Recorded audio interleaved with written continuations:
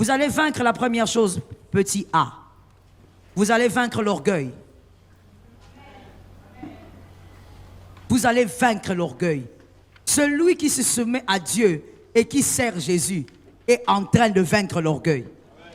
Pour ne pas aller trop loin en disant il a vaincu, je préfère dire il est en train de vaincre l'orgueil. Parce que comme je disais tout à l'heure, tu ne peux pas servir Jésus sans servir les hommes. Jésus, tu ne le vois pas. Tu sers Jésus par les hommes. Et donc là, ça va briser ton orgueil. Et je viens ici dire, voilà pourquoi certains qui ne servent pas, vous êtes orgueilleux. Vous êtes trop orgueilleux pour servir.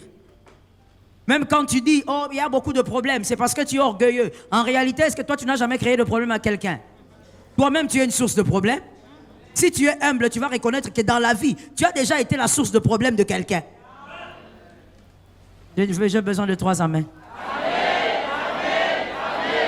Parce que tu vas guérir. C'est de l'orgueil que de dire, non, moi je ne peux pas servir parce que, voilà, si je commence... Mon frère, dis tout ce que tu veux.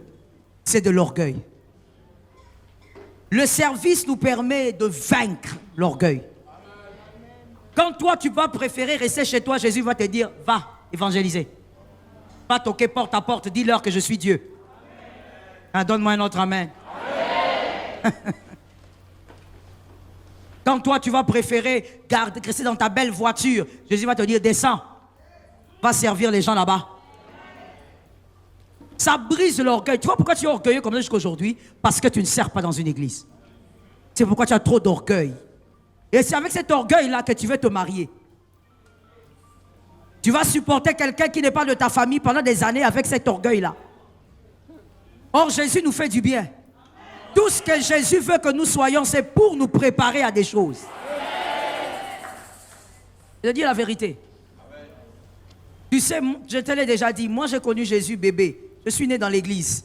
Ce qui fait que certaines choses, quand on me le dit, même si on se mettait là, on me gronde, on me dit des choses que je n'ai pas faites, je resterai calme et imperturbable.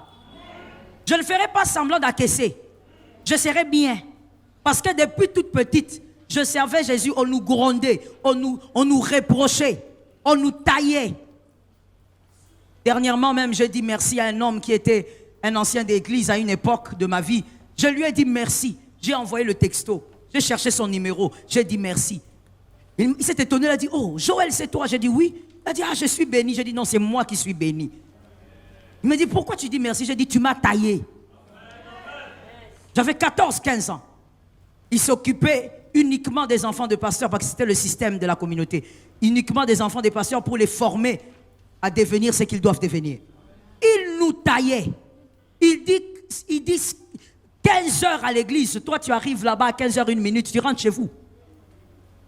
Toi, tu es choqué ici. C'est normal, tu es orgueilleux. Tu n'as jamais servi personne. Tu ne connais pas ce que c'est la soumission. C'est pourquoi tu es choqué quand on te renvoie. Tu vas vaincre l'orgueil si tu entres dans la face du bœuf. C'est la première chose que tu vas vaincre.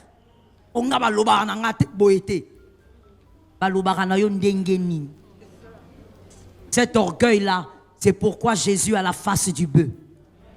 Parce que Jésus lui-même, il est venu, il est Dieu. Il était Dieu 100%, 100% homme. Il est venu sur terre. Il te regarde, toi qui l'as créé, mais tu l'insultes, il te regarde. Lui-même a appliqué la face du bœuf. Il a servi des hommes qui l'insultaient. Avoir la face du bœuf, c'est vaincre l'orgueil. Dieu résiste aux orgueilleux. Il ne faut jamais oublier ça. Il ne résiste pas aux impudiques. Il résiste aux orgueilleux. Et il fait grâce. Mais l'humilité, c'est le bœuf. C'est là que tu apprendras l'humilité. La soumission, on l'a dit, non? En servant. Celui qui te dirige, tu regardes, il est plus jeune que toi, mais il te donne des ordres. Ça t'apprend la soumission. Ça t'apprend à briser l'orgueil. Ça brise ton orgueil. Dans ta famille, tu as grandi où quand tu parlais, même maman se taisait. J'étais choqué de constater qu'il y a beaucoup de gens comme ça sur Kinshasa. Maman parle, elle aussi elle parle. Elle ouvre la bouche, elle crie. Des fois même, maman s'était. Maman est dépassée par l'éducation. Elle a raté quelque chose. Maintenant, elle réalise quand la fille est adulte. Quand le garçon est adulte. Vous avez entendu parler de ce garçon. C'est horrible. Qui avait bouffé sa maman. Sur Kinshasa. Vous êtes dans quel quartier? Isenso. Il a tué sa maman. Il a mutilé sa maman. Il a mis dans un congélateur. Et il a commencé à manger les morceaux de sa maman. Chaque jour.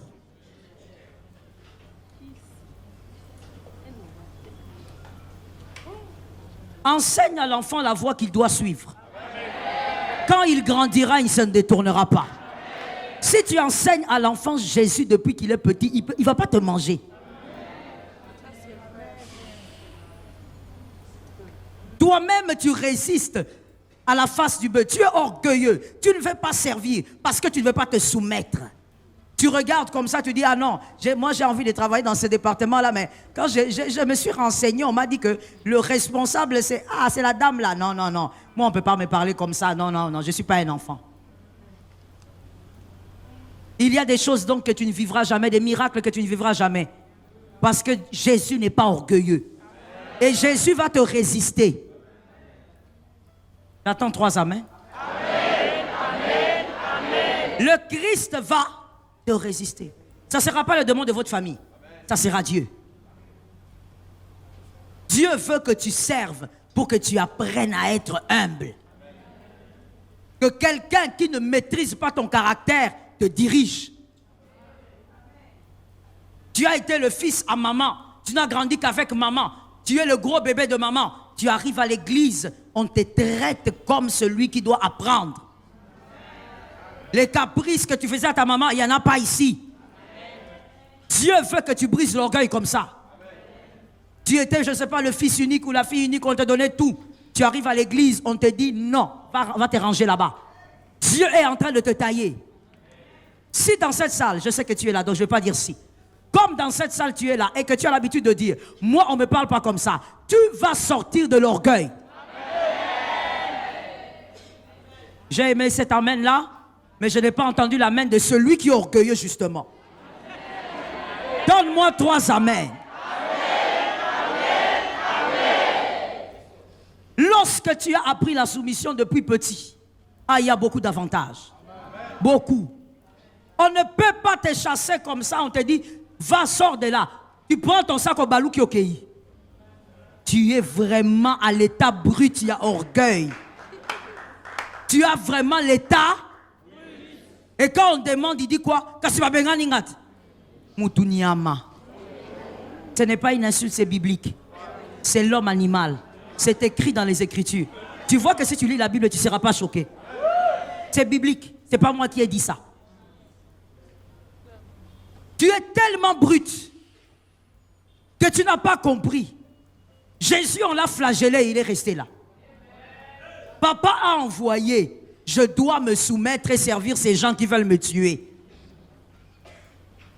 Tu dois être capable de briser ton orgueil. Lorsque tu es disciple de Jésus, tu dois te soumettre non seulement à Jésus, mais aux hommes avec qui tu vas servir. Est-ce que quelqu'un m'entend bien? Amen. Tu es obligé, parce que c'est la face du veau. Tu viens à Jésus. C'est pourquoi moi j'aime pas trop cette phrase, mais bref. Lorsque tu viens à Jésus tel que tu es, tu ne dois pas rester tel que tu es. Ce n'est pas l'évangile de Jésus. L'évangile de Jésus, il te prend comme tu es et il te change. Tu ne restes pas comme tu es. Localise-moi une voisine, un voisin, dis-lui, est-ce que tu comprends ce qu'on dit? Dis à un autre, est-ce que tu es en train de sortir de l'orgueil? Est-ce que tu sais que le fait même de se saluer à la fin du culte, c'est l'humilité? Mais il y a des gens qui n'ont pas appris ça dans leur famille. Comme tu n'as pas appris dans la famille, laisse-moi te le dire du haut de la chair. C'est aussi mon travail de t'apprendre ça. C'est l'humilité. Toi, tu te lèves, tu ne regardes même pas celui qui est à tes côtés, tu prends ton sac. Tu es parti. Tu regardes ni à gauche. Vous savez, Je suis le pasteur de cette église. Par la grâce de Dieu, depuis plus de 8 ans, je vous observe tous. Et comme je disais à l'attente du prophète, je n'ai pas besoin de connaître ton prénom. Il y a même des gens qui pensent ici que le pasteur ne me connaît pas. Parce que tu viens, tu sors. Non, je te connais. Je te connais. Et même si je ne parle jamais avec toi au bureau, ne t'en fais pas. Je sais que tu es là. Dès le premier jour où tu entres, je sais que tu es entré. Ne t'inquiète pas. Tu peux... Ma sécurité, c'est... Des fois, je leur dis, il y a eu tel. Ils disent, oh maman, nous, on n'a pas vu. Je dis, il y a telle personne qui était là. J'ai vu, il y a telle personne, c'est ta première fois de venir, il était là. Ils sont des fois même étonnés. Dieu m'a fait une grâce. Et c'est pour ça que je suis bergère. Amen. Donc écoute-moi bien. Tu te lèves, tu ne regardes pas le voisin qui est à côté de toi pour dire bonjour. Tu ne sais pas que Dieu t'a mis dans l'église pour manifester aussi la face du veau. Dire bonjour, c'est de l'humilité. Non seulement l'humilité, mais c'est de respecter même la personne qui est à tes côtés. Amen. Tout être humain mérite respect. Amen. Moi, je considère que tout être mérite respect. Hein? Il faut me comprendre. Moi, j'aime beaucoup les animaux, donc pour moi, tout être mérite respect. Pas seulement les humains. Moi, je veux trouver bizarre, par exemple, que quelqu'un mange le chien. Je suis désolé. Ça me choque tellement. Écoutez, moi, ça me choque tellement. Moi, je comprends hein, que tu manges. Mais même moi, là, ça me choque. On ne peut pas faire ça devant moi. C'est tellement choquant pour moi. Que tu prends un chien et tu l'étrangles. Et les chats. Les chats.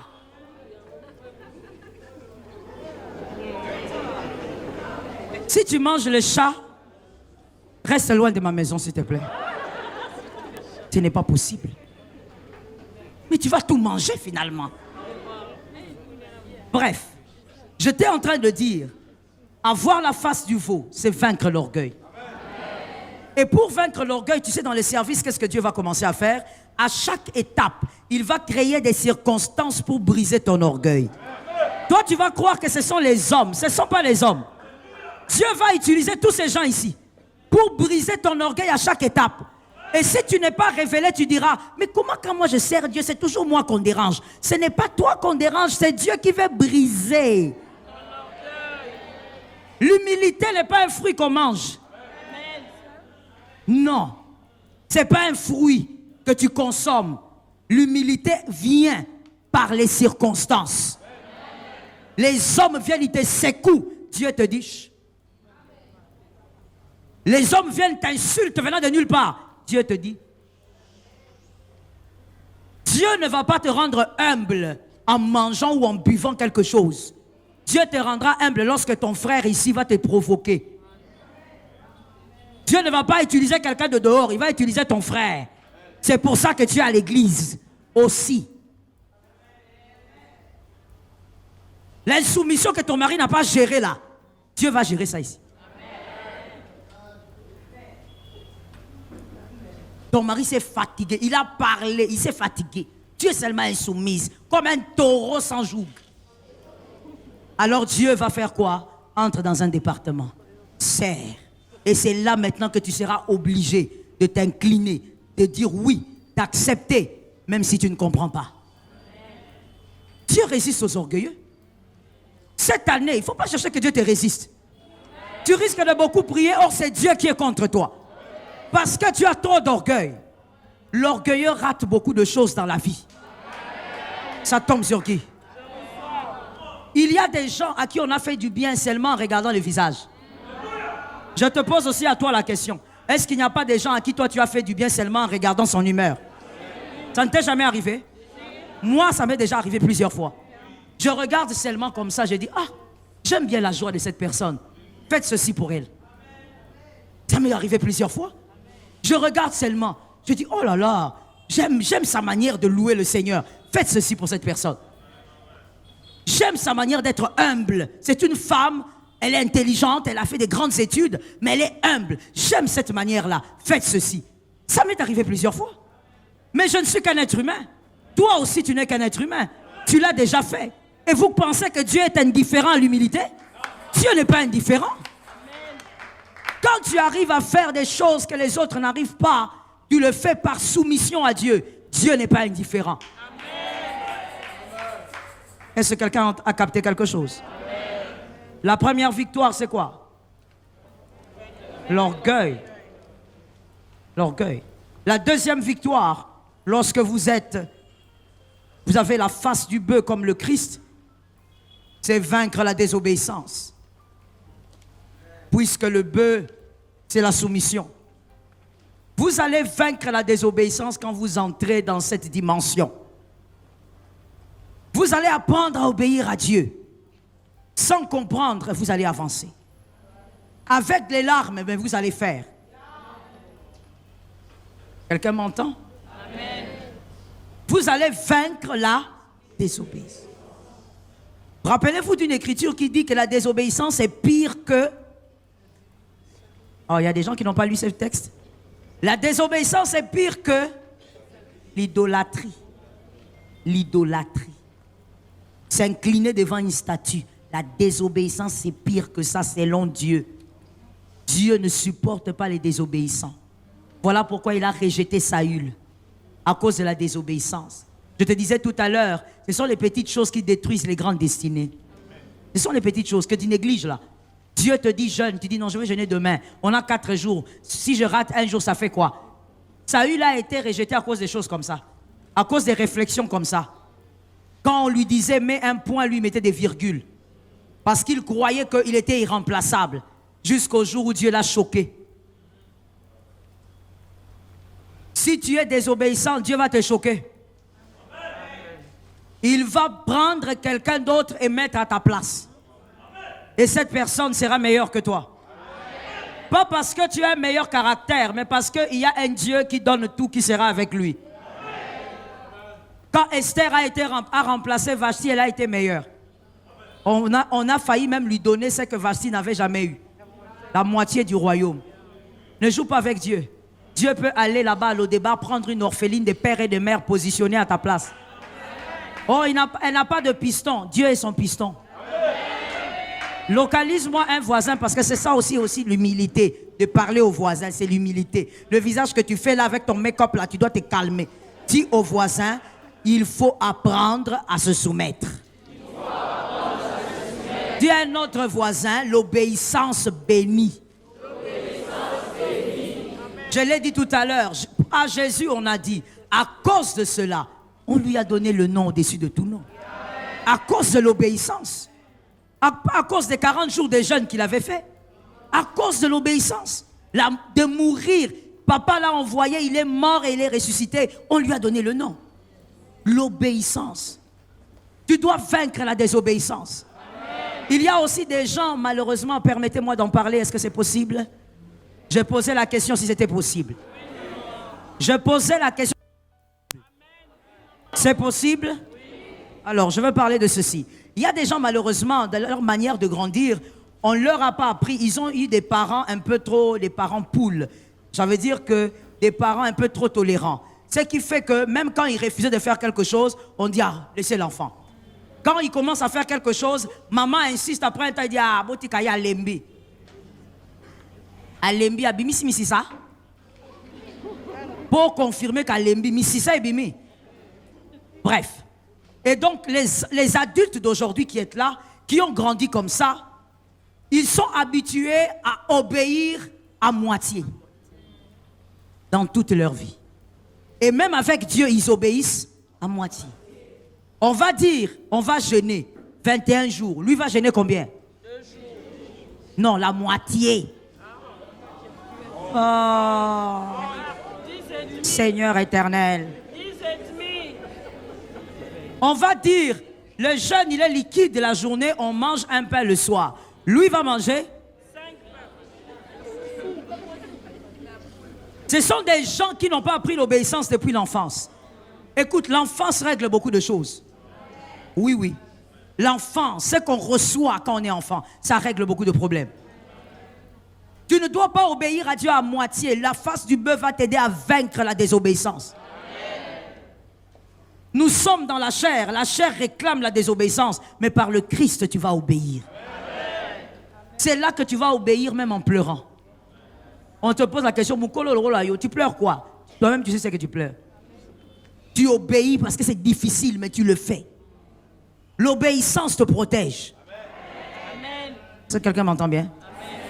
David était l'homme selon le cœur de Dieu parce que c'était un homme obéissant. Imagine-toi, est-ce que tu as déjà réfléchi à ça?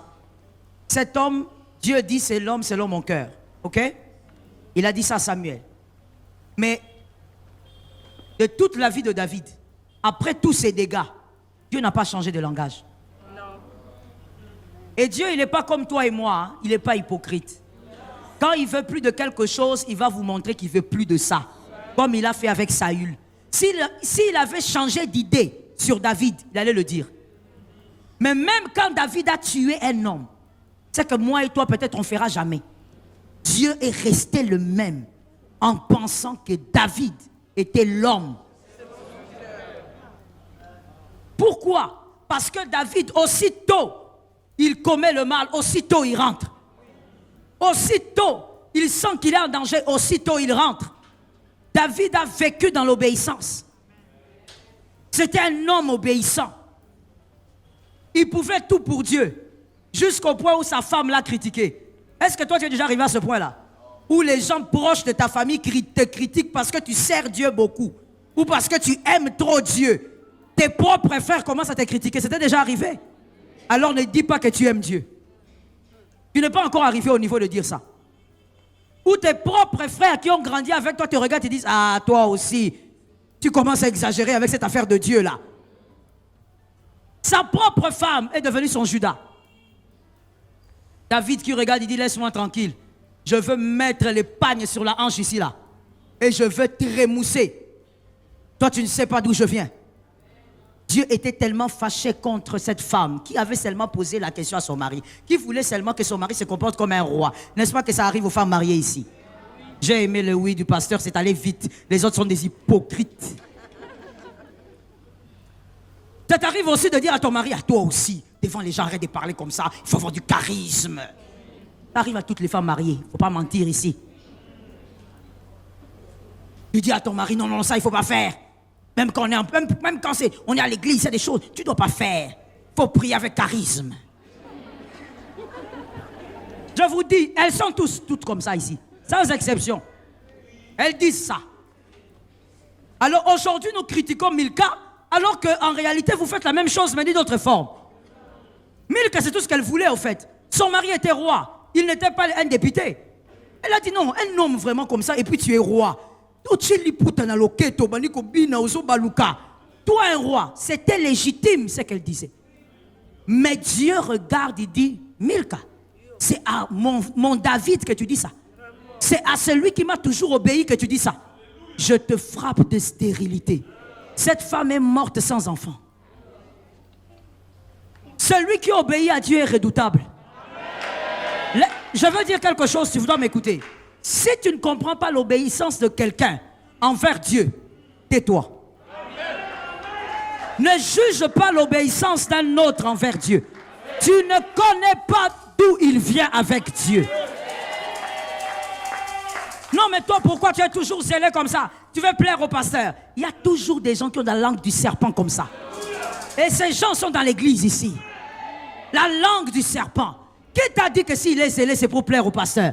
Pourquoi tu as toujours des mauvaises pensées? Tes pensées ne sont pas les pensées des autres. Quelqu'un peut être très zélé parce qu'il aime Dieu. Pourquoi toi tu crois toujours que quand quelqu'un fait des choses, c'est pour avoir les faveurs des hommes? Ça, c'est toi qui es comme ça. Et tout ça, c'est pourquoi tu n'es pas libéré de l'orgueil. Commence au début, libère-toi. Je n'ai pas aimé cet amen. J'attends un autre amen. Je disais, libère-toi. Tu dois vaincre la désobéissance. Le 3, tu dois vaincre, le point C ou le 3. Tu dois vaincre les jugements biaisés des hommes. Quand on est un bœuf, on est soumis à Dieu. Tu as décidé de dépendre de Dieu. Il ne faudrait pas que tu sois là, tu te laisses influencer par le raisonnement ou le jugement biaisé des hommes. Pour dire non, pourquoi toi tu es toujours là? Pourquoi toi tu es toujours au service? Pourquoi toi tu as toujours la même vie? Si Jésus veut que je glane, je glane. C'est tout. C'est pourquoi je t'ai toujours dit, il faut avoir un mental fort. Il ne faut pas te laisser influencer par ce que les gens disent. Non, mais pourquoi toi, tu es toujours là, tu fais la même chose, tu sais, tu as quand même 38 ans. Mon frère, toi tu as 38 ans aussi, tu as fait quoi? Et même si tu as fait des grandes choses, on n'a pas la même destinée. Un bœuf, c'est celui qui est soumis à Dieu. Il n'est pas paniqué par les avis des gens. Il n'est pas paniqué par la vie des autres. Localise-moi quelqu'un, dit lui, ma vie, ta vie ne va pas me paniquer. Tu ne peux pas être là en train de dire, ah non, voilà, tu as raison, toi tu as aussi mon âge, mais tu es déjà licencié. Vraiment, moi, ma vie, mon frère, tu es un bœuf. C'est Jésus qui contrôle ta vie. Si Jésus, ma fille, tu m'entends là-bas? Lève-toi de là où tu es. Lève-toi, oui, lève-toi, lève-toi, lève-toi. Quand on dit lève-toi, il ne faut pas toujours penser que c'est là à côté. Écoute ça et reçois ça. Debout comme tu es là. Il ne faut pas quitter un endroit parce que les gens ont parlé. Si Jésus veut que tu restes là 4 ans, reste là. Tu es un bœuf. Ta vie dépend de celui qui te conduit. Oh non, yo karaboye, vraiment, ah Jésus le cas, si ko lingi nini, oba ki se langa. Des fois, les Africains, il faut leur répondre en face comme ça. Ils sont tellement violents dans leurs paroles qu'il faut aussi des fois les répondre avec violence. Qu'est-ce que tu veux dire? Ah Jésus le cas, ça veut dire quoi? Maintenant, toi, tu veux me rebobiner ou tu veux ajouter? Et puis, pourquoi moi, dans ma vie, pour être triste, je dois dépendre de ce que toi, tu dis? Pourquoi? Pourquoi je peux me mettre dans une prison pareille? Parce que toi, tu as dit que mon âge est dépassé et je ne sais pas dépasser par rapport à quoi? Vous ne connaissez pas la réalité de la vie, hein? La réalité de ce monde, le monde appartient au loup. Oui, Jésus a dit, je vous envoie comme des... Au milieu de qui? Jésus n'a jamais dit que le monde là, ce sont les mondes des gentils. Allez vivre avec les gentils. Jésus a dit, il y a des loups là-bas. Mais vous, vous êtes des brebis. Qui est en danger donc? Merci, tu as réussi en maternelle. C'est toi qui es en danger. Généralement, ces gens-là qui vous disent, oh, surtout, restons un peu en Afrique. Oh non, toi tu deviens une vieille fille, tu sais, toi seulement l'église, toujours en train de te voir monter en foulard, descendre en foulard, il faut que tu te maries. Elle qui te parle, elle est mariée. Supposons, elle est mariée. Mais même là, généralement, la réalité est bizarre. Elle ne veut pas le dire, mais elle veut sortir.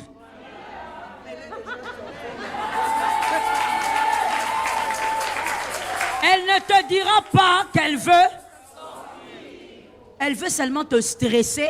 Et comme nous sommes dans le monde de IA, un monde de tromperie, elle veut te tromper en te faisant croire que tout va bien. Et toi, tu es là, tu commences aussi à stresser. Oui, cette année, c'est vrai. Quand je compte.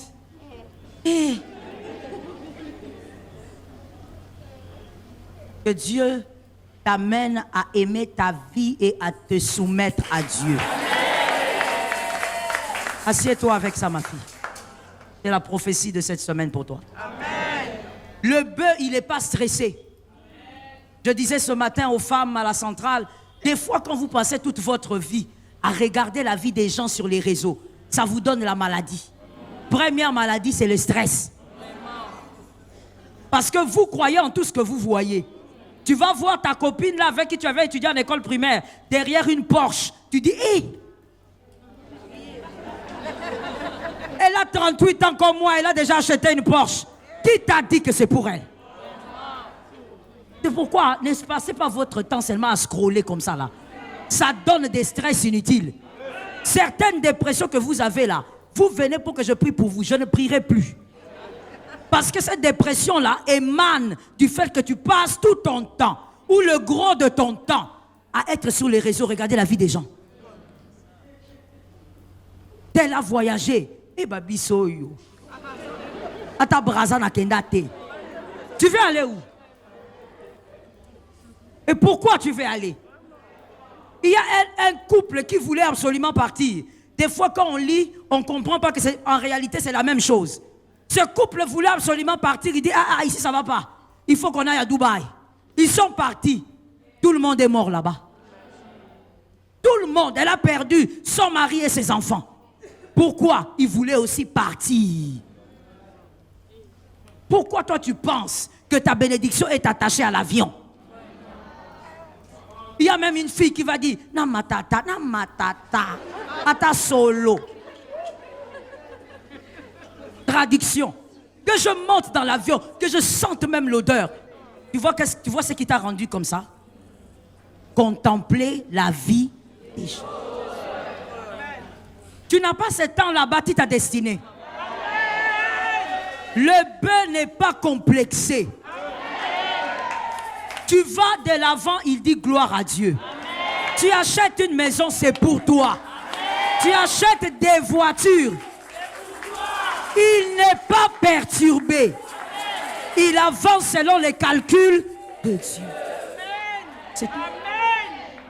C'est tout. C'est pourquoi moi j'ai toujours dit à mes fils et à mes filles, arrêtez aussi de vivre avec des personnes qui vous stressent. La vie ici a beaucoup de problèmes. D'abord la vie. Quelqu'un m'a dit une. Maintenant deux, on est Congolais. On a trop de problèmes là. On a trop de stress. Une voiture que tu vas acheter en janvier, déjà en avril ici, tous les amortisseurs abîmés. On a trop stressé. Amen, maman. Je te dis la vérité, ma soeur. On sort de la maison, on est joyeux. Mais dès qu'on fait quelques kilomètres, la colère. Entre ceux qui grattent ta peinture et les amortisseurs qui... Maintenant, avec tout ce stress-là, tu rentres à la maison. Le courant est parti. Les moustiques, la chaleur.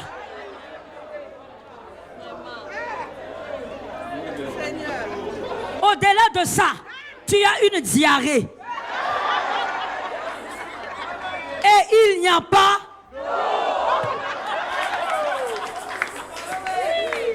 Ça veut dire que... Non.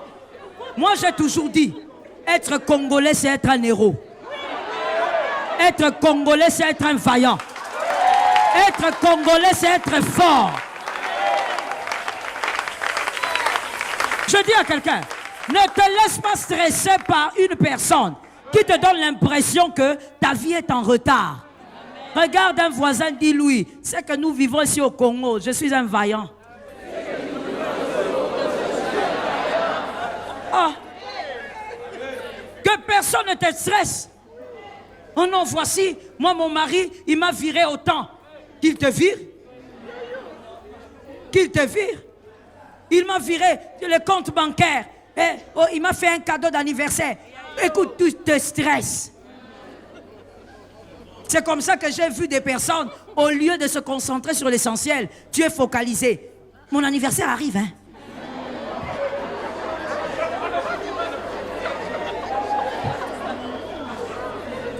Toi, tu n'as pas de fiancé. Tu n'as pas de copain. Tu n'as même pas un avenir. Ça veut dire un gars avec qui vous projetez. Il n'est pas là. Tu es célibat à gauche et à droite. Tu es dans la sécheresse de la drague. Mais, dernièrement ici, j'ai vu ta photo, oh, soi-disant, Saint-Valentin, avec des bouquets de fleurs. C'est quoi cette affaire-là? Qui est en train de te stresser? Ah, tu es un bœuf. Sois libre. Sois libre. Avance avec Jésus. Fonctionne selon le rythme de Dieu. Lève-moi ta main droite, dis avec moi, ce que Dieu m'a donné, c'est pour moi. Ce que je n'ai pas, ce n'est pas pour moi. Assieds-toi avec. Il est écrit, et j'aime cette écriture, l'homme ne reçoit que ce que le ciel. Voilà pourquoi moi j'aime dire, le ciel est favorable. Quand le ciel est favorable, tu recevras. Tu ne sais pas pourquoi. Jean-Baptiste, on est venu le voir. On va voir tout à l'heure le profil de cet homme merveilleux. On est venu le voir, on lui dit, mais toi tu as commencé à prêcher avant ici. Mais il paraîtrait que ton cousin là, depuis qu'il a eu le ministère, il fait des guérisons terribles. C'est terrible. Beaucoup de disciples commencent à les suivre. Jean-Baptiste regarde ses disciples, il dit, l'homme ne reçoit que ce que le ciel. Tu es un bœuf, fonctionne dans la soumission à Dieu. Ne laisse personne stresser ta vie, c'est déjà stressant. Si c'est fille, c'est mari. Gloire à Dieu, non, madame. Amen. Pourquoi tu commences à stresser aussi tes filles? Ah, les autres filles, là, vous ne les voyez pas. On les voit. On fasse comment? Et là où elles sont parties, tu ne sais même pas si elles seront heureuses. Pourquoi tu dois stresser tes filles comme ça? On en d'accord, tu binate. Maman. Chanzemboya alem moloto bina. Mais la musique d'alem moloto danse. Qui t'a interdit de danser? Tu ne peux pas vivre comme les hommes du monde. Le bœuf ne s'occupe pas. Si vous observez bien, même à la fin de ce culte, essayez de le faire. Vous regardez comment le bœuf travaille dans un champ. Il est focalisé. Il avance, il glane, il avance. Il est focalisé. Il n'est pas là pour regarder, voilà celui-là. Et d'ailleurs,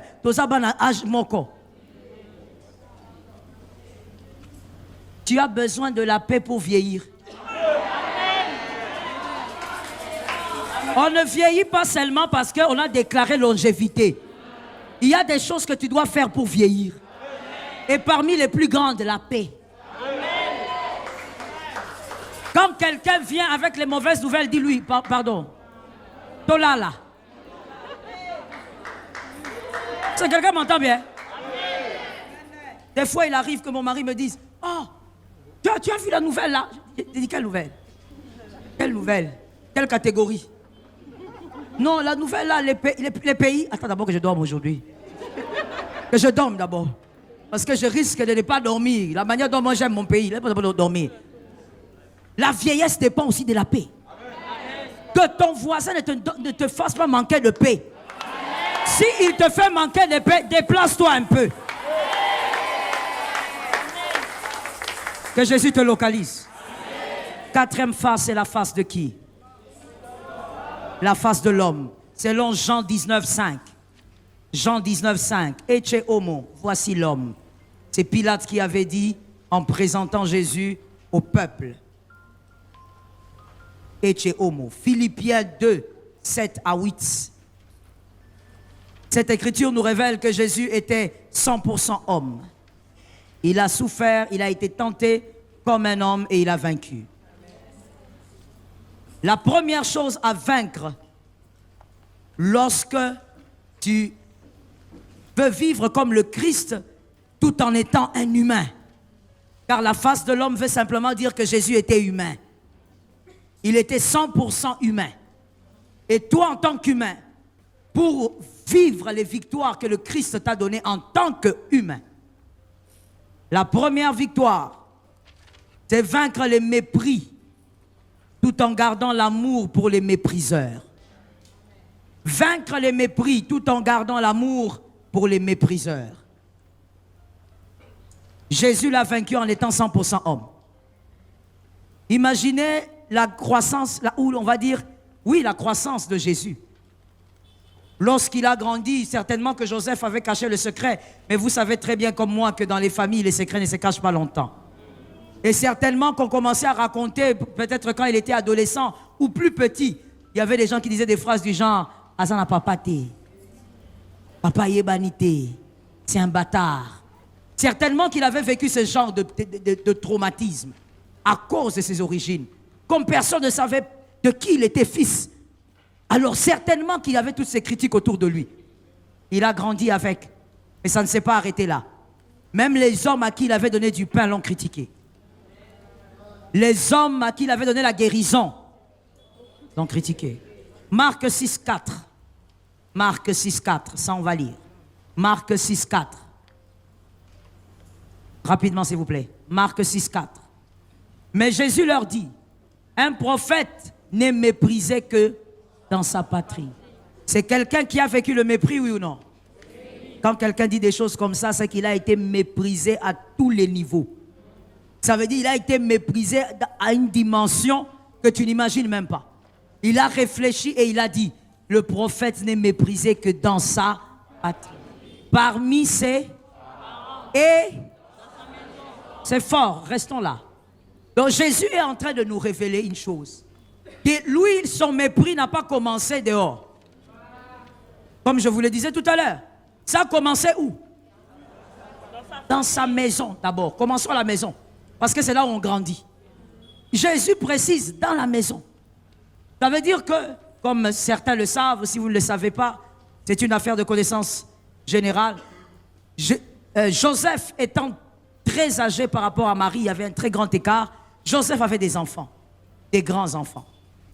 Et c'est comme ça que lorsque Jésus est dans une famille où il a aussi des grands frères.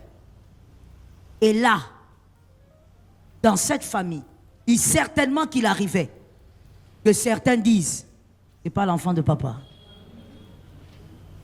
Si Jésus parle du mépris dans la famille, qu'est-ce qui a bien pu se passer? Il faut rentrer alors aux origines de sa naissance.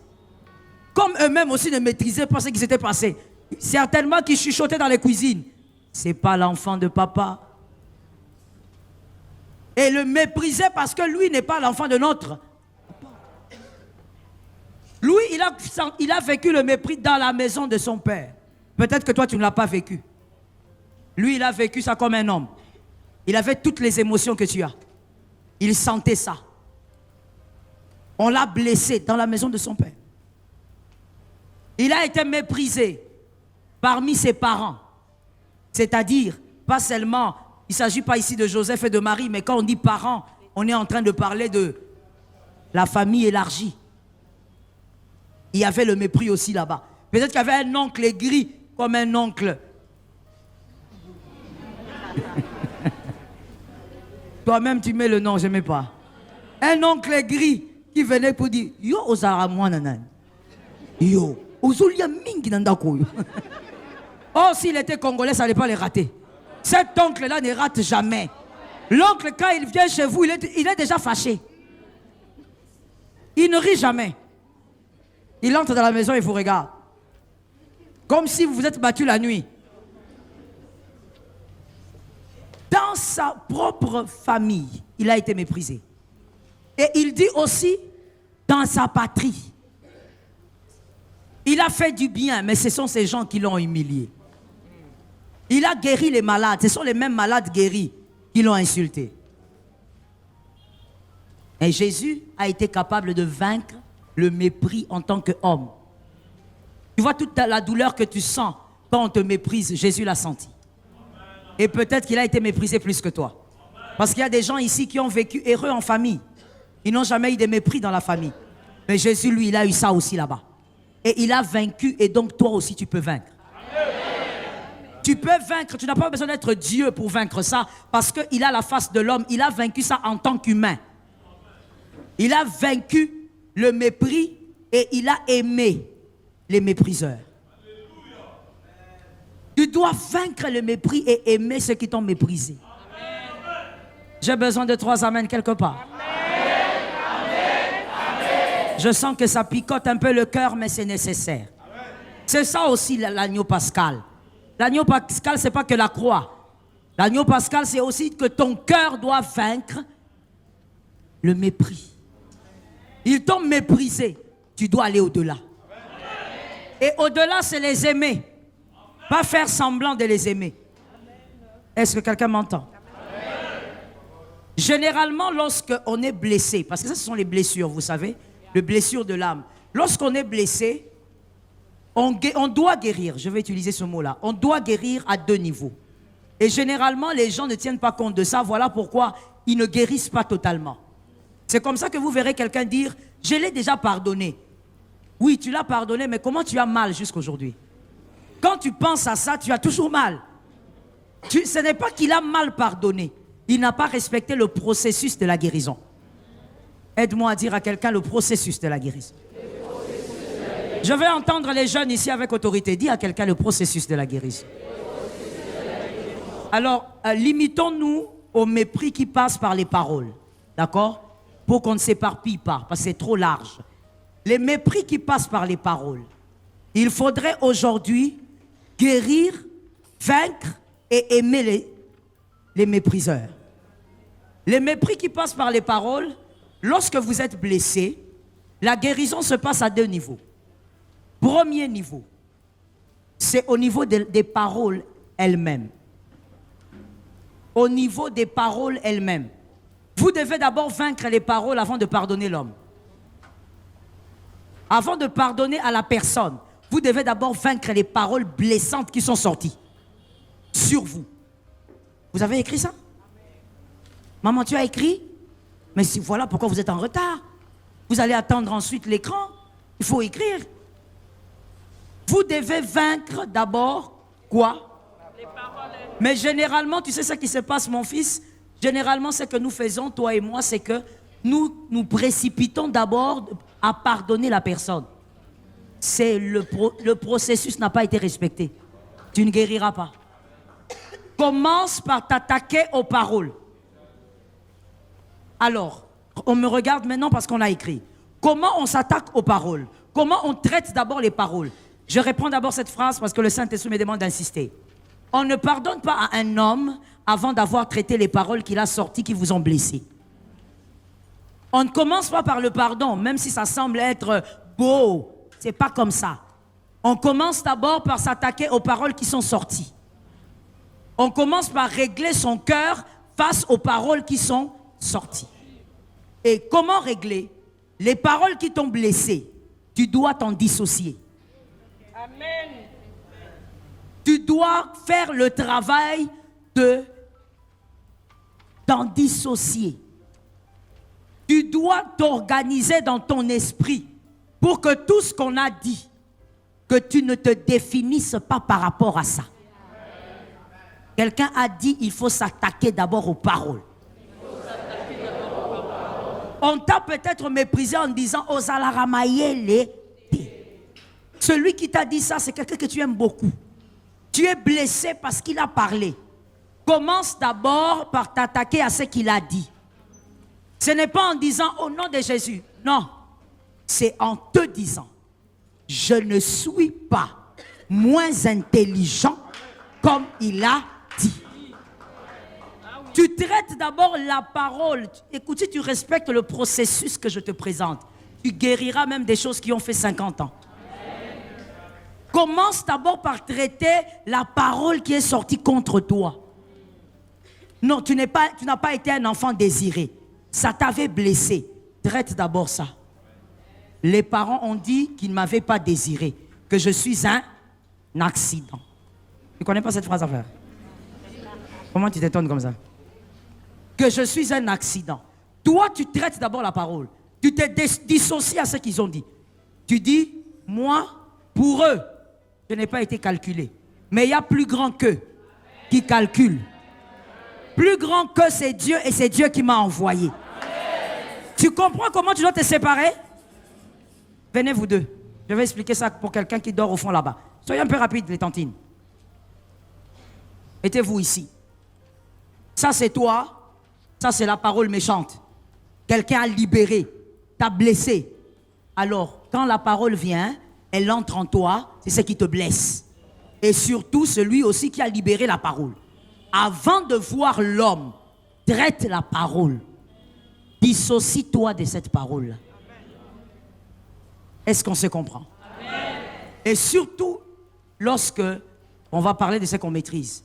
Lui, surtout quand on est en Afrique, la plupart des parents africains ne savent pas dissocier le mal de la personne. Alors par là, merci les filles. Par là, je veux donner un conseil gratuit à tous les parents. Vous allez m'écouter, s'il vous plaît, n'écrivez pas. C'est un conseil gratuit, mais très important. Parce qu'on parle des blessures. La capacité de se dissocier à la parole qui est sortie et à sa personne, c'est une capacité que la plupart d'enfants n'ont pas. Jusqu'à l'âge de 20 ans, c'est prouvé qu'il y a la plupart d'enfants sont incapables de dissocier ce que tu dis à sa personne. Et quand tu lances la phrase, cette phrase, il peut même sourire. Tu ris avec lui, tu crois que le sourire a changé quelque chose. Cet enfant est resté blessé et ça peut même forger son caractère. Cet enfant reste complexé. Je veux que tu me regardes et que tu n'écrives pas d'abord. C'est important de savoir que le bon adulte d'aujourd'hui est le résultat des bons parents. Mais le bon parent, je te choque en disant, ce n'est pas celui qui a bien nourri. C'est celui qui a su gérer sa langue. Le caractère que tu as, c'est le résultat, en dehors de ce que tu as eu ailleurs. On parle de la famille, c'est le résultat des paroles que ton père et ta mère proféraient. L'enfant jusqu'à 20 ans, n'étant pas capable de dissocier souvent sa personne et ce que tu dis, fais attention à ta langue. Je donne un exemple. Les genres de phrases qui traumatisent les enfants et qui créent un complexe, et généralement les parents ne sont même pas au courant. Tu es un fou.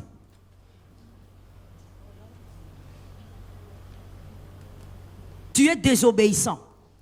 Non, il n'est pas désobéissant. Il a désobéi.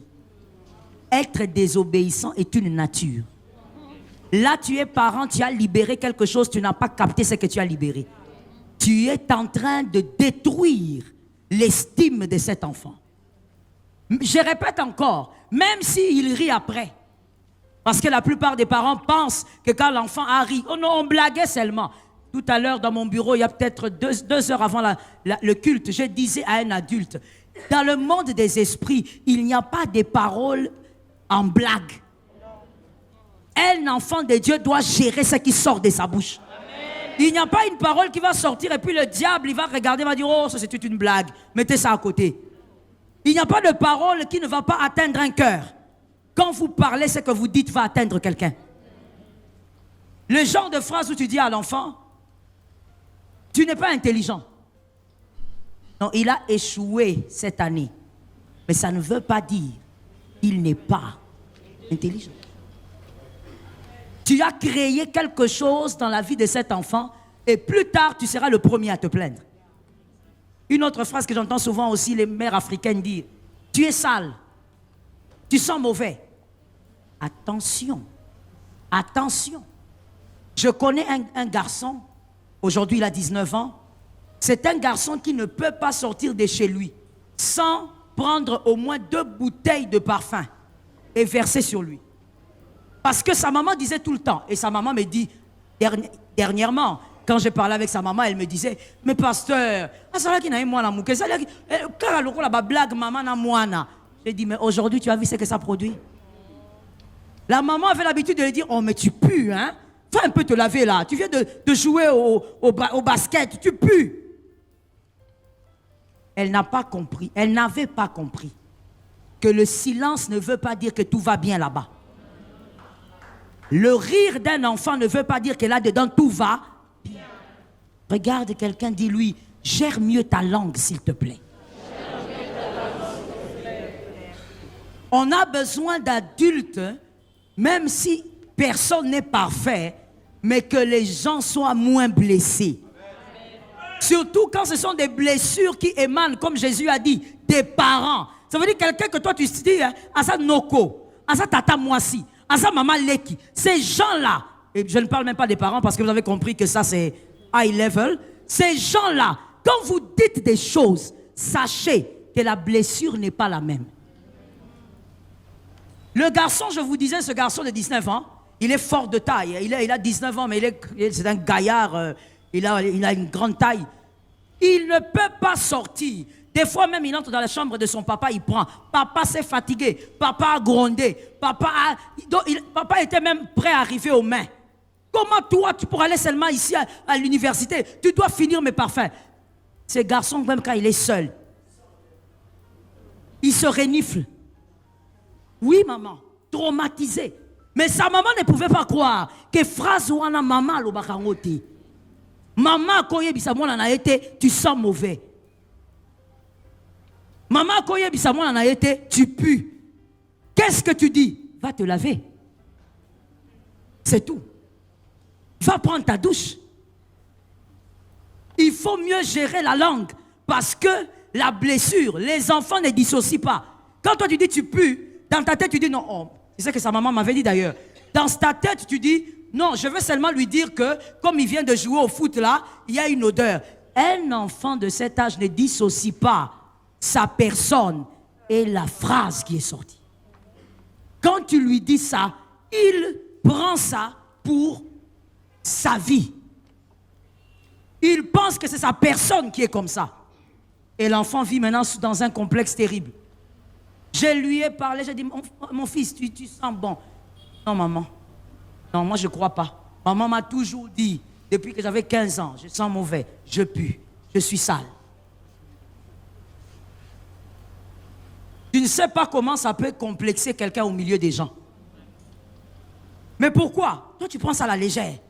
Et même moi, quand j'ai parlé à la maman, je lui ai dit, je sais aussi pourquoi tu parlais comme ça. Parce que c'est ce que toi, tu as reçu. Elle m'a regardé. J'ai dit, c'est comme ça que ta maman t'a élevé. Ta maman te disait aussi des paroles dures comme ça. Mais comme une bonne femme africaine, c'est avec banalité. On se dit, je suis en train d'éduquer l'enfant. Éduquer l'enfant n'est pas de blesser. J'ai besoin d'un amen. Et j'ai beaucoup aimé le silence là. Ça veut dire que tu réfléchis. Si tu n'es pas parent, peut-être que tu réfléchis à toi-même. C'est toujours bien. Ce qui compte, c'est de réfléchir. Il y a des choses qu'il faut arrêter. Un enfant de 17 ans ne peut pas dissocier le fait que tu dises, une autre phrase d'ailleurs qui me vient, oh, toi aussi, tu as grossi, hein? Tu as pris du poids. Tu ne comprends pas ce que tu fais au fait. Tu ne comprends pas. Tu ne comprends pas. Mon frère, moi je t'attrape, tu dis ça à mes enfants, mais tu ne sais pas ce qui va t'arriver au fait. Non, mais je t'assure, tu ne sais pas ce qui va t'arriver. Non, mais non, tu ne peux même pas. Tu ne peux même pas. Si tu es au salon, mon frère, tu vas te retrouver sur la grande route. Qui que tu sois, peu importe ton nom. Parce qu'on ne blague pas avec le caractère d'un enfant. Quelqu'un peut avoir une grande destinée, mais mais devenir un Gédéon. Un timoré, un peureux, mais il est le vaillant héros. Comment il est devenu comme ça? Accumulation de blessures. Il n'a pas su dissocier ce qu'on lui disait à ce qu'il était. Lorsqu'on te blesse, attaque-toi à la phrase. Dissocie. Comme on ne peut pas gérer les cœurs des hommes, si quelqu'un te blesse, attaque-toi à cette phrase. Je viens bien de dire, s'attaquer à la phrase ne veut pas dire dans tel émeliango. Non. Dans ton esprit, sépare ça. Oh, tu es fou. Dans toi, tu dis, je ne suis pas fou. J'ai peut-être fait une chose folle. Parce que ça peut arriver. Tu vois comment est-ce que des fois, nous n'arrivons pas à dissocier les choses? Vous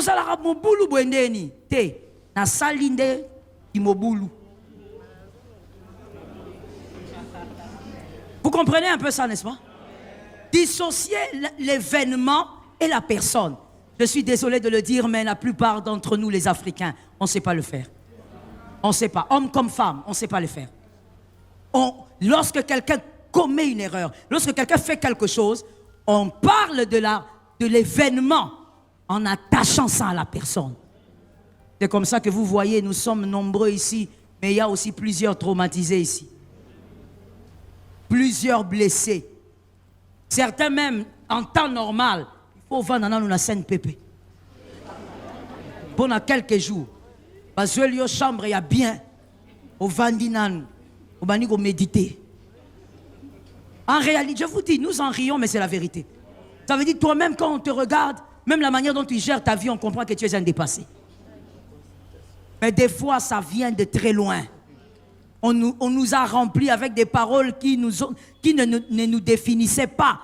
Mais nous sommes définis à partir de ces paroles. Tu t'attaques d'abord. Regardez quelque chose que j'aime beaucoup. Je vous présente ça aussi. Dans Genèse 3,17. Genèse 3,17. Notre Seigneur dit quelque chose. Genèse 3,17.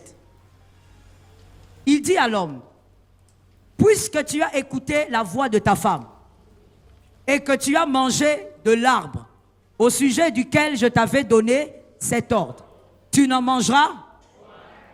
Le sol sera maudit. Le sol sera maudit à cause de toi. Parce que Adam a fait quoi?